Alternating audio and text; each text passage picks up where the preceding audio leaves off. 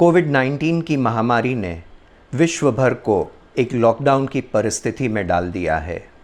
छोटे, मध्यम और बड़े बिजनेस और स्कूल या तो पूरी तरह से बंद है या कुछ मर्यादित तौर पे चल रहे हैं या कुछ पूरे ही ऑनलाइन तौर पे चल रहे हैं। जैसे जैसे लॉकडाउन के खुल जाने की कई क्षेत्रों में छूट मिल रही है, हम ये समझने की कोशिश करेंगे कि इस वक्त हमें हमारा व्यापार फिर से किस तरह से शुरू करना है, वो हम समझने की कोशिश करेंगे। Aga Khan economic planning board for India इस समझ के लिए एक मैनुअल या मार्गदर्शिका आप तक पहुंचाने की कोशिश कर रहा है। आने वाली इस नई दुनिया में 3 चीज़ें बहुत ही महत्वपूर्ण होगी। सबसे पहले हमेशा अपने आप को साफ रखिए, कीप सैनिटाइजिंग योरसेल्फ। अपने आप की रक्षा कीजिए, कीप प्रोटेक्टिंग योरसेल्फ। और सोशल डिस्टेंसिंग का ध्यान रखिए, यानी कि सामाजिक दूरी का ध्यान रखिए। हर एक व्यवसाय को इन 6 चीज़ों का ध्यान रखना है, इस पर एहतियात बरतनी है, जेम આપણે કહીએ कि आनी संभाल राखवी જોઈએ। सबसे पहले अपने आप को सैनिटाइज करते रहिए। अपने हाथ हर थोड़ी थोड़ी देर में बार बार या तो धोते रहिए या उसको सैनिटाइज करते रहिए। दूसरी चीज़ है स्वच्छता। आपके एनवायरनमेंट को, वातावरण को, आपकी जगह को हो सके उतना साफ़ सुथरा रखिए। तीसरी चीज़, हमेशा मास्क पहने रखिए। चौथा, आपकी जगह को डिसइंफेक्ट यानी कि कीटाणु मुक्त हमेशा करते रहिए। खास करके जो आपका टेबल टॉप है या ड्रॉ है या दरवाज़े के हैंडल है या स्विचेस है, जहां अक्सर हाथ ज़्यादा लगता है, उन चीज़ों को हमेशा साफ़ करते रहना है।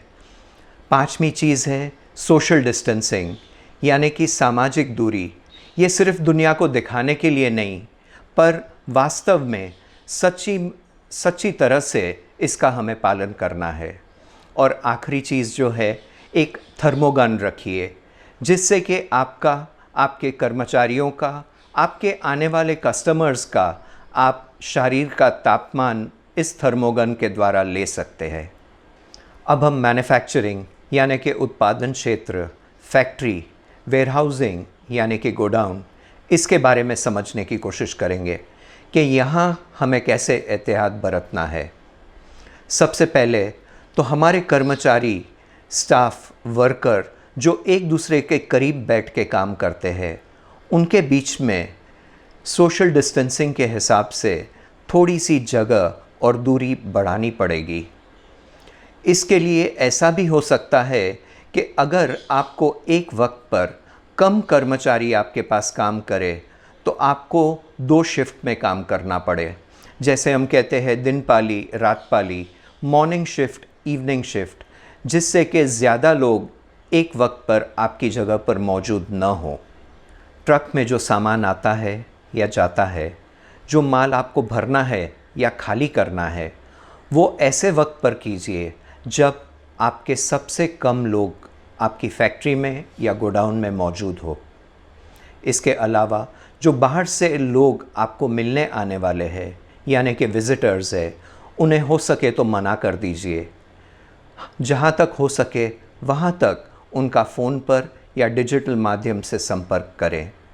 अगर कोई कर्मचारी बीमारी के कोई लक्षण दिखाता है तो उसे पहले ही एक निर्धारित की हुई अलग जगह पर बैठा दीजिए। और आखिरी में हमारे जो पहले हमने 6 नियम का उल्लेख किया था, उनका हमेशा पालन कीजिए। जैसे कि अपने आप को स्वच्छ रखना है, मास्क पहनना है, थर्मोगन का इस्तेमाल करना है और सामाजिक दूरी रखनी है। अब रिटेल ट्रेड यानी कि छूटक व्यापार, इसके बारे में हम कुछ समझने की कोशिश करेंगे। आपकी दुकान में आपको निशानी, मार्किंग इस तरह से करनी है जिसमें आपके कस्टमर एक कतार में आए और अलग अलग जगह पर खड़े रहे, ताकि सोशल डिस्टेंसिंग के नियम का पालन कर पाए। इससे आपको ये भी मालूम पड़ जाएगा कि एक समय पर आपकी दुकान में ज़्यादा से ज़्यादा कितने कस्टमर खड़े रह सकते हैं। अगर आप इसका कहीं नोट करते हैं तो जब आपको पता चल जाए कि ये मैक्सिमम कैपेसिटी तक आपके कस्टमर आ चुके हैं, तो आप आपके कस्टमर को रिक्वेस्ट कर सकते हैं, आने वाले कस्टमर को खास करके, कि थोड़ी देर के लिए रुकिए। इससे कस्टमर भी खुश होगा और उनका विश्वास आपके प्रति बढ़ जाएगा। आपके सभी कस्टमर, ग्राहकों को और आपके सप्लायर्स को डिजिटल पेमेंट का माध्यम यूज़ करने के लिए प्रोत्साहित करें। हो सके वहाँ तक कैश का उपयोग न करें। आपके कैशियर जहाँ भी बैठते हैं उनके सामने एक रक्षात्मक स्क्रीन लगाने की कोशिश कीजिए और उन्हें ग्लव्स पहनाइए। यहाँ तक कि वो जो पैसे या क्रेडिट कार्ड ग्राहक से लेते हैं या देते हैं उसके लिए भी ट्रे का इस्तेमाल करें। आपकी दुकान में अलग अलग जगह पर ऐसे डस्टबिन होने चाहिए जिसका इस्तेमाल पाँव से किया जा सके, उसको भी हो सके तो छूना नहीं है। और आखिरी में हमारे जो सारे नियम थे, सारे सैनिटाइजेशन के नियम है, हाथ धोते रहना है, मास्क पहनना है, थर्मोगन यूज़ करना है और सोशल डिस्टेंसिंग को ध्यान में रखना है। ये सारी चीज़ें तो रहेगी ही। अब हम कुछ विशेष प्रकार के रिटेल बिजनेस यानी कि छूटक व्यापार के बारे में बात करेंगे। सबसे पहले राशन किराने की दुकान, खाने पीने की आइटम की दुकान, इसके बारे में हम कुछ बात करेंगे, समझने की कोशिश करेंगे। हो सके वहाँ तक पैक्ड आइटम बेचने की कोशिश कीजिए। वज़न के हिसाब से पहले से ही पैक किया हुआ माल अगर आप बेचेंगे तो संक्रमण की शंक्यता बहुत ही कम होते जाती है। आपके जो कर्मचारी खाने पीने की चीज़ों को हाथ लगाते हैं उन पर कड़ी निगरानी रखिए ताकि खाने पीने की चीज़ों को या उन व्यक्तियों को कहीं ना कहीं कोई ना कोई संक्रमण न हो। जहाँ पर भी दुकान में आपकी खुली चीज़ें रखी है जैसे कि फ्रूट, तरकारी, सब्जी, वहाँ पर आपके अधिक मात्रा में लोग मौजूद होने चाहिए और उनको ये समझाए कि कस्टमर का सामान उठाने में और पैक करने में वो मदद करते रहे। इसके अलावा वापस ये ध्यान में रखना है कि कस्टमर आते वक्त और सामान को हाथ लगाने से पहले हमेशा अपने आप को सैनिटाइज़ करे और ख़ुद कर्मचारी भी अपने आप को सैनिटाइज़ करता रहे और कस्टमर को अटेंड करने के बाद एक बार फिर से वो आपका कर्मचारी अपने आप को सैनिटाइज़ करता रहे। इसके अलावा हमें सोशल डिस्टेंसिंग यानी सामाजिक दूरी का ध्यान रखना है। अब हम फुटवेयर की दुकान के बारे में बात करेंगे। यहाँ पर कस्टमर आने से जाने तक हमको जो जो सावधानी बरतनी है उसका तो ध्यान रखना है। कस्टमर किसी भी चीज़ को स्वच्छता के नियमों के पालन किए बिना हाथ न लगाए, उसकी सावधानी बरतनी है। कस्टमर्स को ये समझाना है और उन्हें प्रोत्साहित करना है कि जो चीज़ें वो खरीदने की इच्छा रखते हैं, जो फुटवेयर, जूते या चप्पल वो खरीदने चाहते हैं, सिर्फ उन चीज़ों को हाथ लगाए। एक आपकी दुकान में ऐसी प्रक्रिया भी आपको तैयार करनी होगी कि जो कस्टमर, आपका ग्राहक, जूते या चप्पल ट्रायल के लिए पहनते हैं, उसके बाद वो सारा फुटवेयर एक अलग कोने में जाए और उसे कीटाणु मुक्त यानी कि डिसइंफेक्ट करने में आए और उसके बाद ला कर के वापस वो शोकेस में जमाने में आए।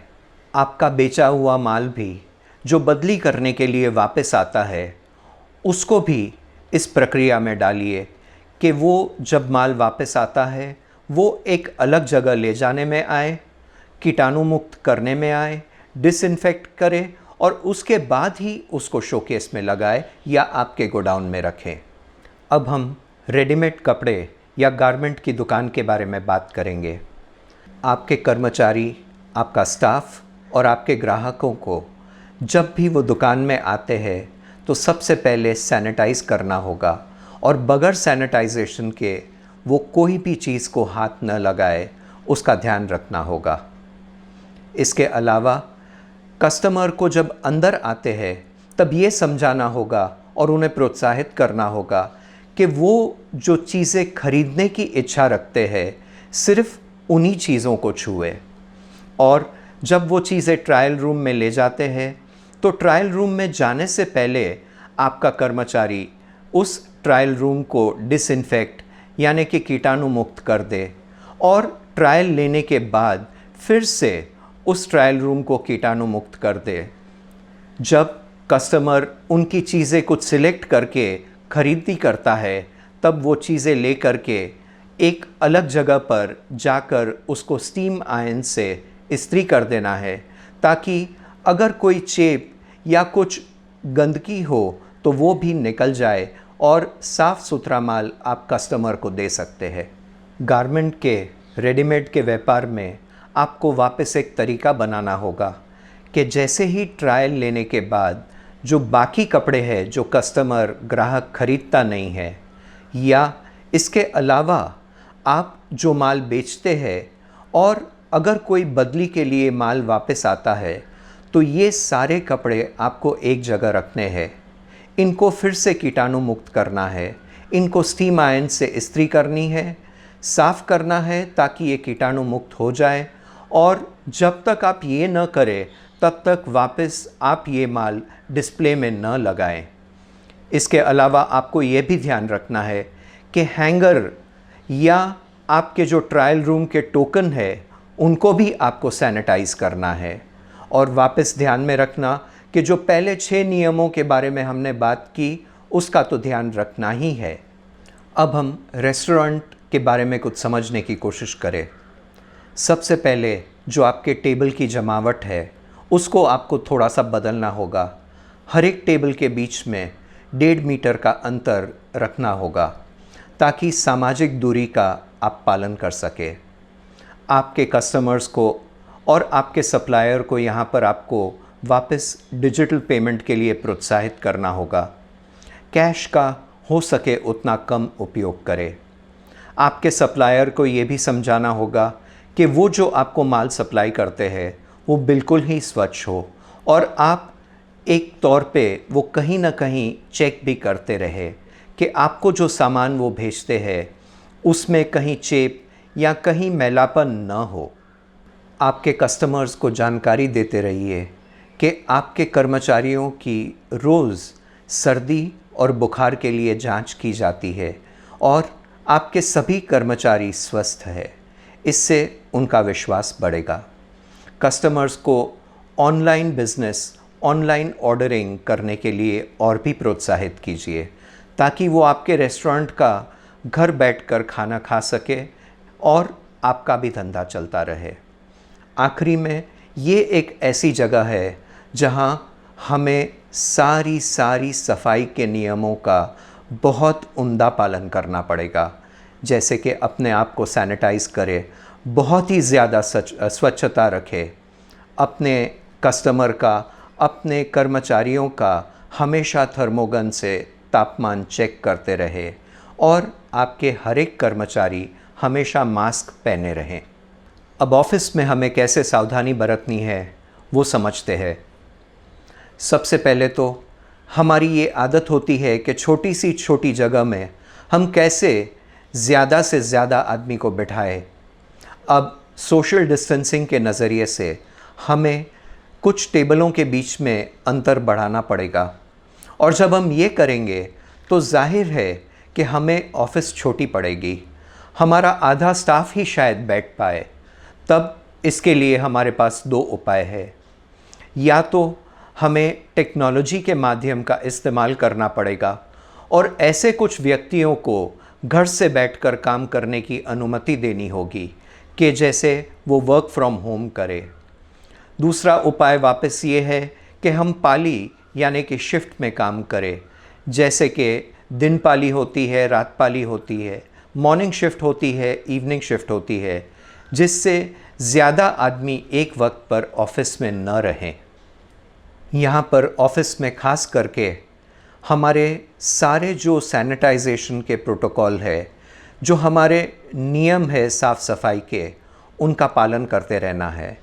इसके अलावा एक ऐसी टीम तैयार करना है जो अगर कोई गड़बड़ हो तो वो तुरंत ही काम कर सके। और अगर ऐसा लगे कि कोई कर्मचारी बीमारी के लक्षण दिखाता है या कहीं कोई गड़बड़ होती है, तो तुरंत ही ये टीम इसके लिए कुछ काम कर सके और उस बीमार व्यक्ति को एक अलग कोने में, जो पहले से निर्धारित जगह है, वहाँ ले जा कर के बिठा दे। कोविड-19 के बारे में, उसकी असर के बारे में, उसकी असर कम करने के बारे में, उसके बारे में अधिक जानकारी के लिए आप हमारी स्क्रीन पर दिखाई हुई वेबसाइट पर बिल्कुल जा सकते हैं और वहाँ से अधिक माहिती भी ले सकते हैं। Thank you very much, all the best. इस प्रेजेंटेशन को देखने और सुनने के बाद आपके दिमाग में ज़रूर ये ખ્યાલ आता होगा कि આ બધું કહેવા માટે અને સાંભળવા માટે ઠીક છે, પણ અમલ તો આના પર ન જ कराए। याद रखना कि आज आपके कस्टमर के दिमाग में 2 महामंत्र घूम रहे हैं। एक तो है स्टे सेफ और दूसरा है स्टे सिक्योर। अगर ये स्वच्छता और सुरक्षितता आप आपके कस्टमर को नहीं दे पाएंगे और आपके बाजू वाला दुकानदार अगर ये दे देता है, तो आप अपने कस्टमर से हाथ धो बैठेंगे। दूसरी चीज़ आपको ये ध्यान में रखनी है कि आपका कस्टमर, आपका कर्मचारी और मेनली आपकी खुद की ज़िंदगी इस पे दाव पे लगी है। ये एक ऐसी महामारी है जो किसी को भी कभी भी असर कर सकती है। तो अगर और किसी के लिए नहीं तो खुद के लिए कम से कम अपनी जान के लिए ये सारे एहतियातों पर बरतने की कोशिश कीजिए। Thank you very much, all the very best.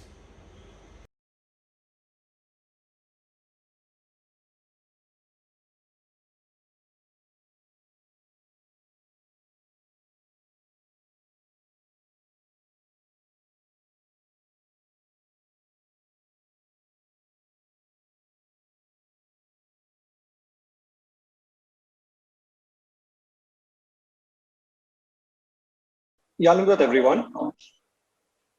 Good afternoon to all and hope that everyone is safe at their homes.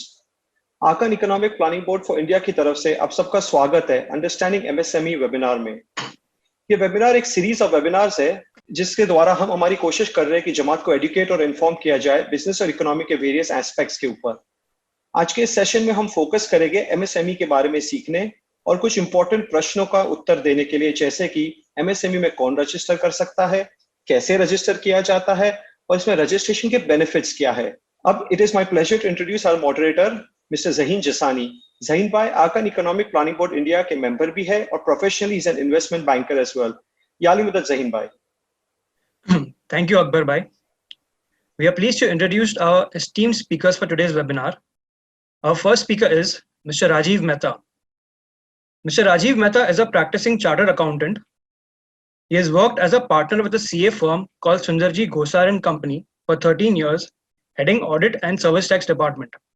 Our next speaker is Mr. Shafiq Porbandarwala. Shafiq bhai has been associated with Aga Khan Economic Planning Board for the last 15 years in various capacities such as member, honorary secretary, and as a resource person. He is also the president of All India Furniture Manufacturers and Traders Association and has also represented the industry on various international forums. Rajiv भाई and Shafiq भाई, welcome to this webinar. मेरा पहला question Shafiq भाई के लिए है। शफीक भाई हमें बताएं ये एमएसएमई सर्टिफिकेशन होता क्या है और किस तरह के बिजनेसेस ये सर्टिफिकेशन ले सकते हैं। Thank you, Zaheen, for the lovely introduction.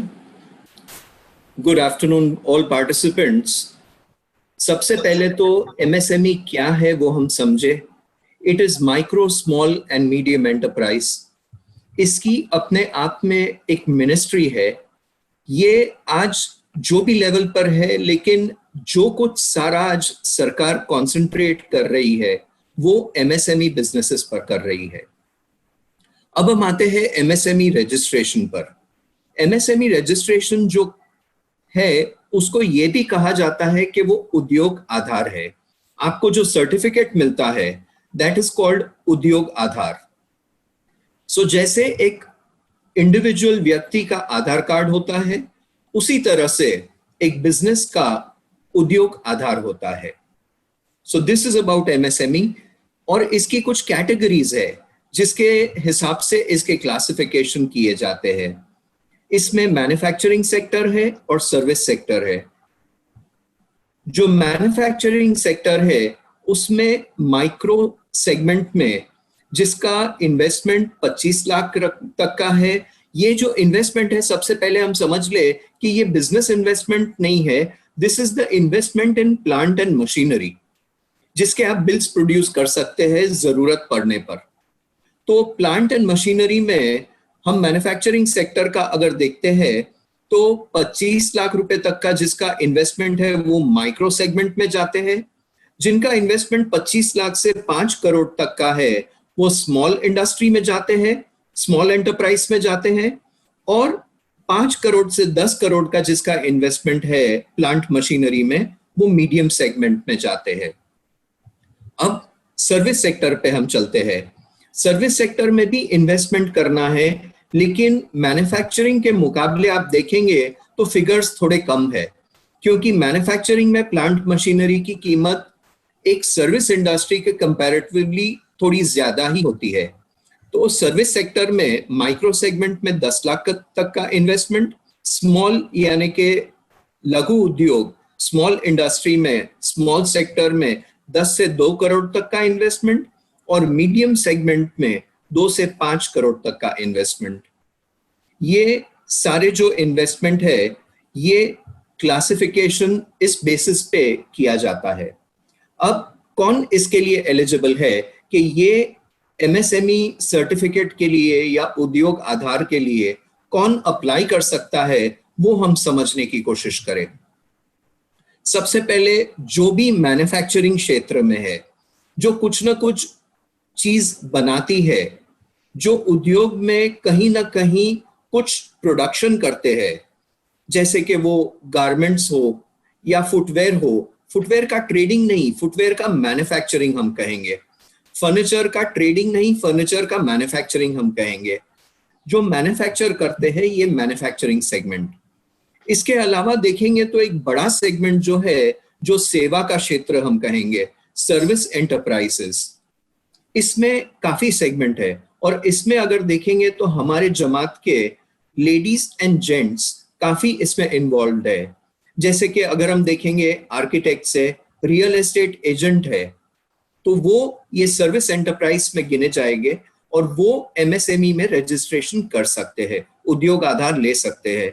हमारी लेडीज बहुत सारी टीचर्स है, ब्यूटिशियंस है। इसके अलावा हमारे कम्युनिटी में स्माइलीज में काफी प्रोफेशनल्स है, जैसे कि चार्टर्ड अकाउंटेंट है, डॉक्टर है, या एडवोकेट है, या आर्किटेक्ट है। ये सभी एमएसएमई पर अपना रजिस्ट्रेशन करवा सकते हैं। आज मैं छोटे पैमाने पर काम कर रहा हूँ रियल एस्टेट का, लेकिन कल अगर मुझे बड़ा काम करना है, मुझे ऑफिस मेरी सेटअप करना है, या एक लेडी है जो ब्यूटिशियन फ्रीलांसिंग करती है, उसको खुद का पार्लर सेटअप करना है, उसे अगर लोन चाहिए या उसे कुछ फायदे उठाने हैं, तो तब जाकर के एमएसएमई रजिस्ट्रेशन बहुत ही काम आता है। थैंक यू शफीक भाई।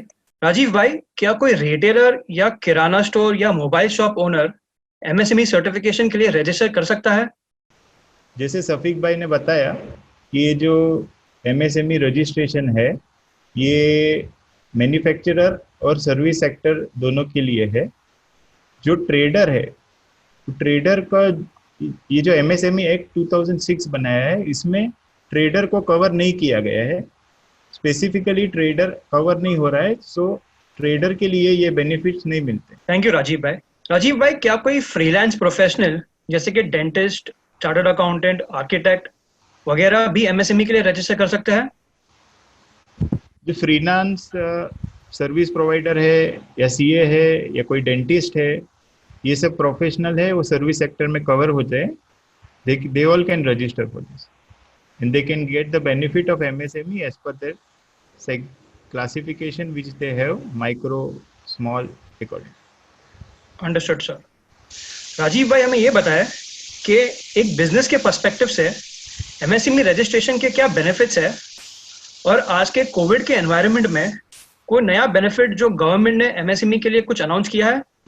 जैसे कि स्कीम्स की बात करें फॉर लोन, फॉर इन्वेस्टमेंट तो इंटरेस्ट सबवेंशन स्कीम करके एक स्कीम बनाई है गवर्नमेंट ने, जहाँ पे आपका टर्म लोन है या वर्किंग कैपिटल लोन है, उसमें 2% तक का इंटरेस्ट की छूट आपको दी जाती है। इसमें आपको किसी भी बैंक से 1 करोड़ तक का लोन मिला दिया जा सकता है, और जहाँ पे आपको 2% तक का इंटरेस्ट की सुविधा दी जाती है। आपको जो भी समझो 13% इंटरेस्ट चल रहा है, तो आपको 2% का इंटरेस्ट कम लगता है। अभी आगे देखा जाएगा तो ये स्कीम जब भी बनाई गई तो MSME sector specifically manufacturer service sector के लिए है, उसको दिया गया। आगे जाके गवर्नमेंट ने इनको ट्रेडर को भी ये बेनिफिट देने का फैसला किया, और वो ट्रेडर को भी ये बेनिफिट मिलता है। इसके लिए जो भी ट्रेडर है उनको बैंक में एमएसएमई का जो क्राइटेरिया है वो सेटिस्फाई होता है, वो दिखाना है, और अगर बैंक उसको एमएसएमई करके लोन देती है तो ये बेनिफिट उठा सकते। अभी ये जो सुविधा थी वो 2018-19 और 19-20 के लिए थी, और आगे बढ़ाई जा सकती है।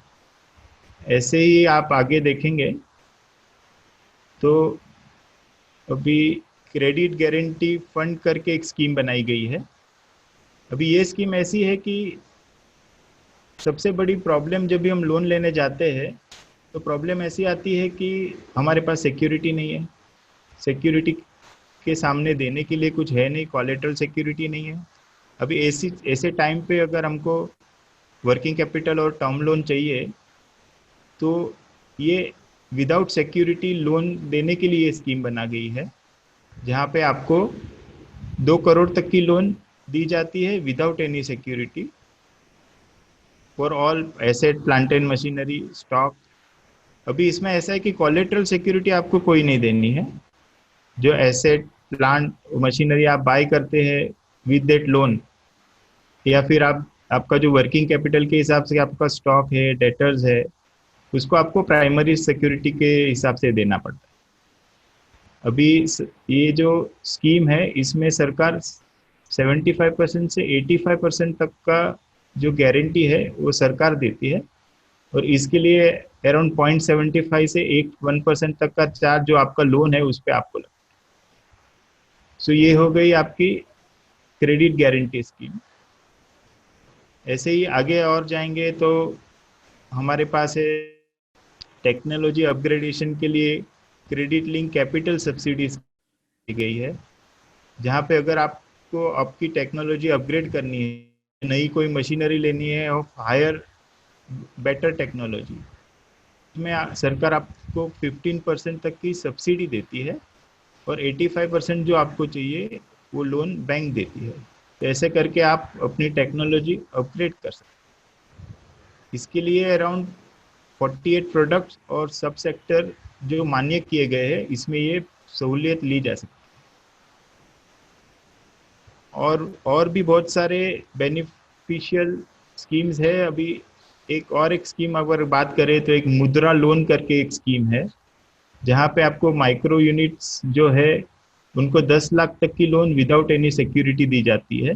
बहुत सारी बैंक्स ये मुद्रा लोन करके स्कीम चलाती है, और आप अराउंड उसका इंटरेस्ट 9.3% से चालू होता है, depends upon bank to bank, and they accordingly charge for that interest on that rate what they specify.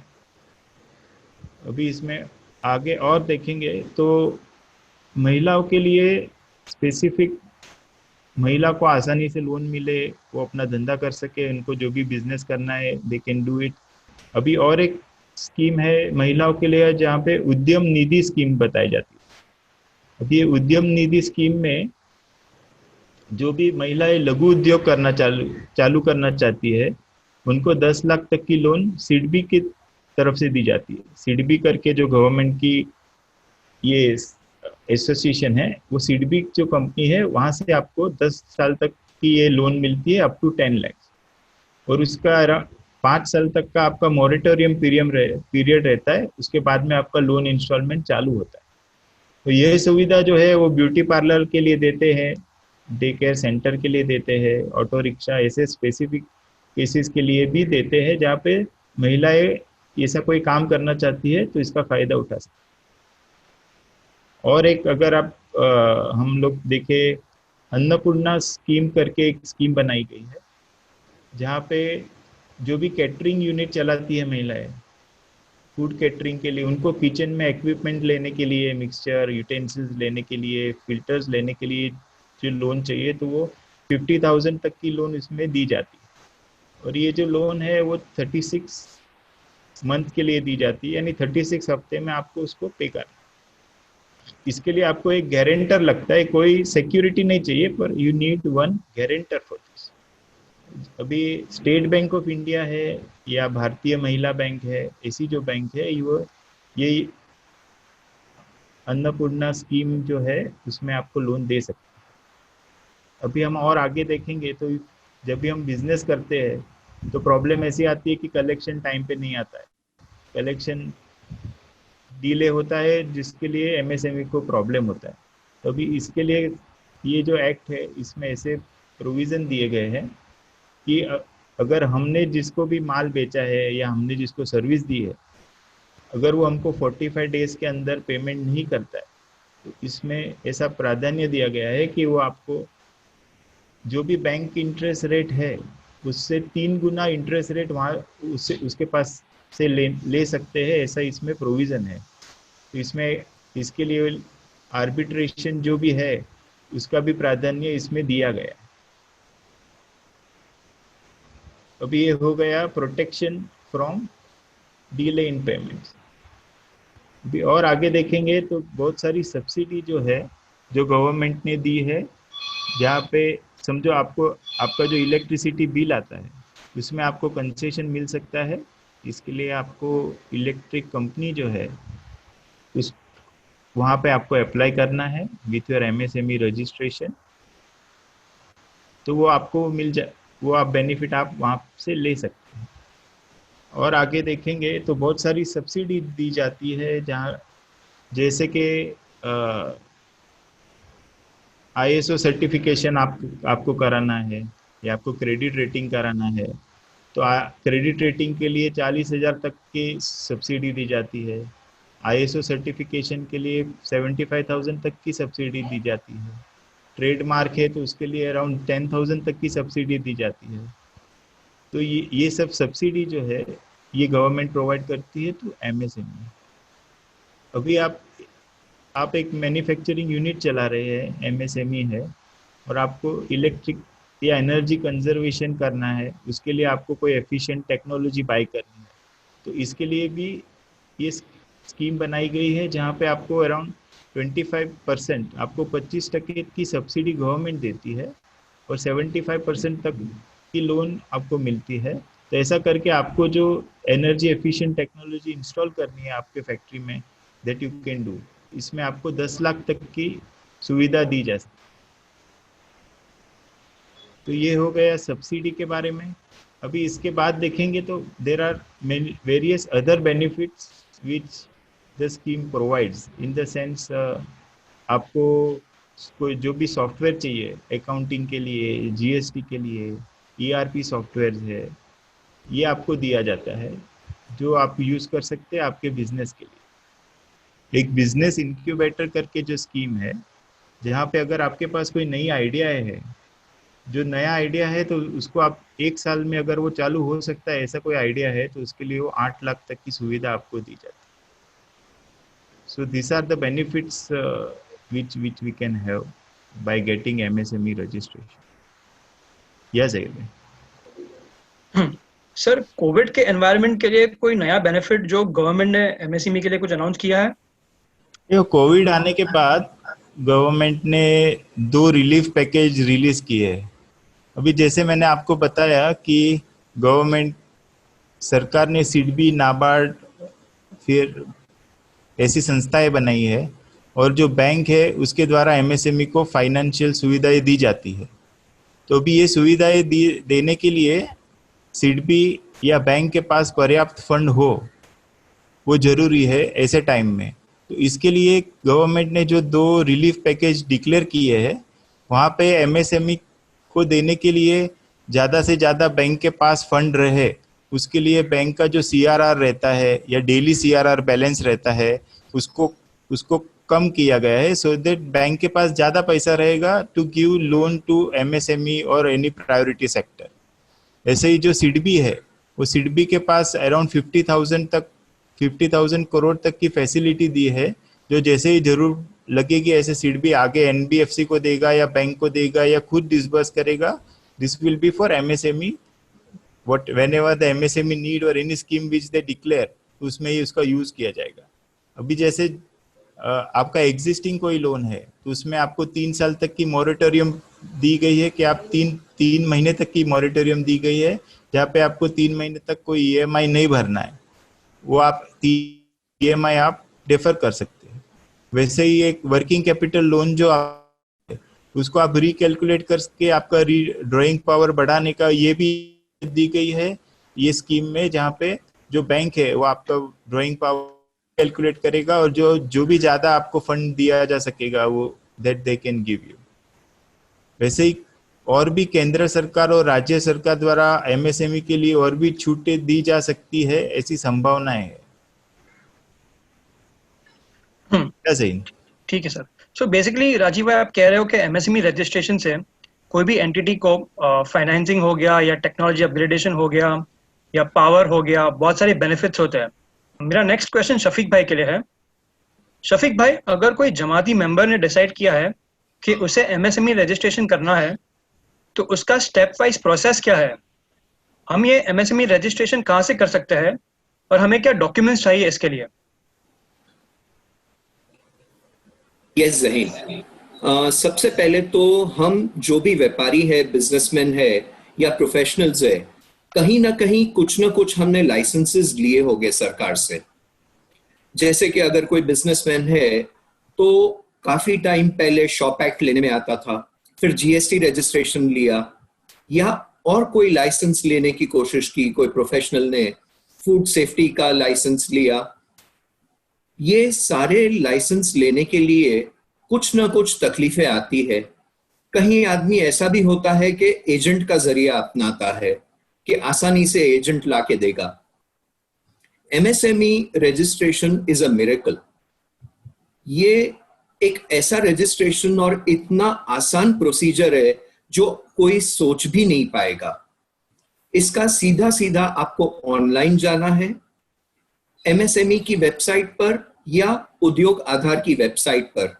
ये जो वेबसाइट है ऑफिशियल गवर्नमेंट की वेबसाइट, वो ग्रुप के साथ शेयर भी करने में आएगी। लेकिन सिर्फ आपको एक समझा दूं कि उद्योग आधार के लिए आप अगर गूगल सर्च करेंगे तो आपको एक नहीं कम से कम 10-20 अलग अलग वेबसाइट मिलेगी। इसमें काफी वेबसाइट के आगे लिखा हुआ होगा एडी, यानी कि एडवर्टाइजमेंट। आपको उस पर नहीं जाना है, गवर्नमेंट की ऑफिशियल वेबसाइट पर जाना है और वहां आपको अपने आप का वो जो एक फॉर्म आता है उद्योग आधार का, उद्योग आधार मेमोरेंडम जिसे कहते हैं, वो आपको भरना है।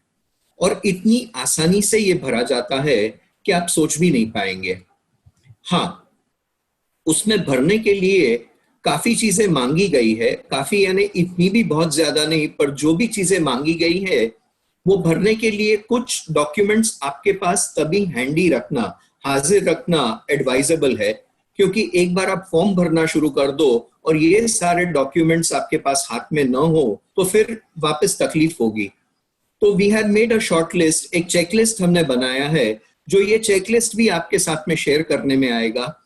एक तो आपका इंडिविजुअल पर्सनल आधार कार्ड, फिर आपका पैन कार्ड। पैन कार्ड अगर आपका प्रोप्राइटरी फर्म है या आप प्रोफेशनल है तो आपका पर्सनल पैन कार्ड चलेगा। आपकी कंपनी है या पार्टनरशिप फर्म है या और कोई कॉन्फ़िगरेशन है कंपनी का, तो उसके लिए कंपनी का पैन कार्ड लगेगा।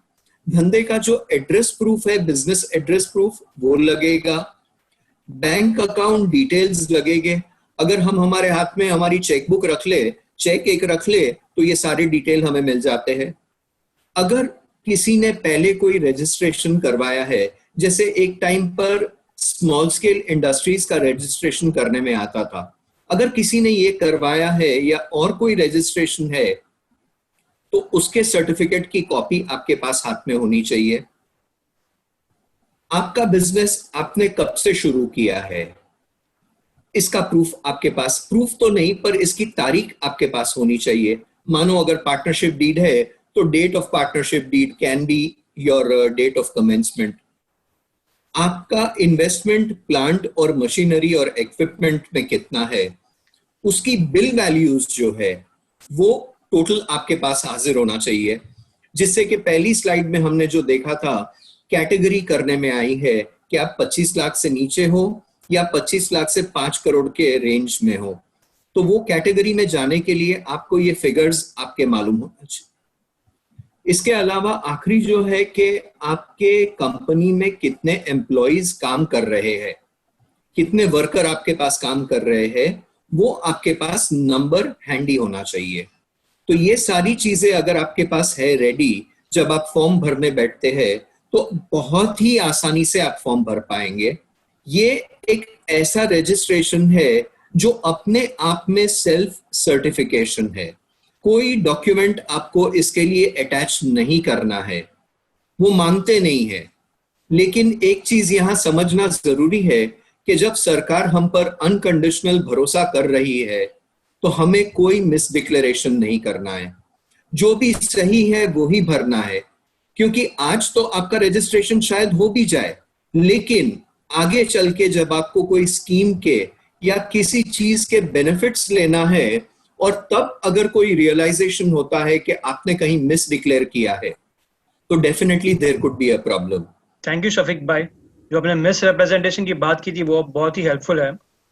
शफीक भाई हमें ये बताया कि ये एमएसएमई रजिस्ट्रेशन की क्या फीस है और अप्रोक्सीमेटली कितना टाइम लगता है रजिस्ट्रेशन सर्टिफिकेट आने में। यस ज़हीन, सबसे पहले तो the best part of this registration are two best parts. I will address your question in two parts. The first best part is that इसकी कोई फीस नहीं है, it is free of cost. इसकी validity life time की है। And अगर जो पहले मैंने शेयर किया कि एडवर्टाइजमेंट वाली वेबसाइट पे मत जाना, वो काफी सर्विस प्रोवाइडर्स है जो आपके बिहाफ पे रजिस्टर आपको करवा देंगे, डॉक्यूमेंट्स वही मांगेंगे, लेकिन उनके कुछ चार्जेस ले लेंगे। तो आप अगर गवर्नमेंट ऑफिशियल वेबसाइट पर जाते हैं तो उसका एक भी रुपया चार्ज नहीं है, it is absolutely free of cost. And the second thing which you had asked for is कितने टाइम में आता है। So I had just mentioned earlier कि once you complete the application process, the miracle happens. और वो miracle ये है कि instantly you are granted a उद्योग आधार नंबर। राजीव भाई हमें ये बताया कि एक बार एमएसएमई सर्टिफिकेट आ गया, उसके बाद एक बिजनेस को क्या कंप्लायंसेस करने पड़ते हैं ये सर्टिफिकेट को वैलिड रखने के लिए। देखो, एक बार एमएसएमई सर्टिफिकेट आ गया तो उसके बाद में कोई स्पेसिफिक ऐसा रिक्वायरमेंट नहीं है which you have to give on regular basis. So there are no specific compliances to be done. It is just a registration that you are MSME. The benefits are passed as per the schemes from different entities like banks or financial institutions, या फिर ये जो committee बनाई है वहाँ पे apply करें, आपको सब बेनिफिट्स मिलते हैं। So there is no specific compliance as such. MSME के लिए एक क्वेश्चन ये आया था, I was just running through the chat also, कि what are the disadvantages of registering on MSME? तो सबसे पहले there is not a single disadvantage, और जब अगर कोई disadvantage नहीं है और चलो worst come to worst पकड़ के चलो कि कोई advantage नहीं मिल रहा है, पर फिर भी MSME पे register करवाना अगर आप उस criteria में बैठते हैं तो definitely advisable है। Again, it is not mandatory, but it is always advisable to register. So yes, my final say would be, please register if you are eligible. Thank you very much all participants. Thank you Shafiq bhai, Rajiv bhai, over to you Akbar bhai. Thank you Sahin bhai, there were some great learnings and perspectives. Aga Khan economic planning board India की तरफ से हमारा तहे दिल से शुक्रिया अदा है आज के हमारे एस्टीम स्पीकर्स का कि उन्होंने हमें टाइम दिया, एंड आई एम श्योर आज हम सभी ने काफी कुछ सीखा है एमएसएमई के बारे में। सो थैंक यू राजीव भाई एंड थैंक यू शफीक भाई इस बातचीत और समझ के लिए।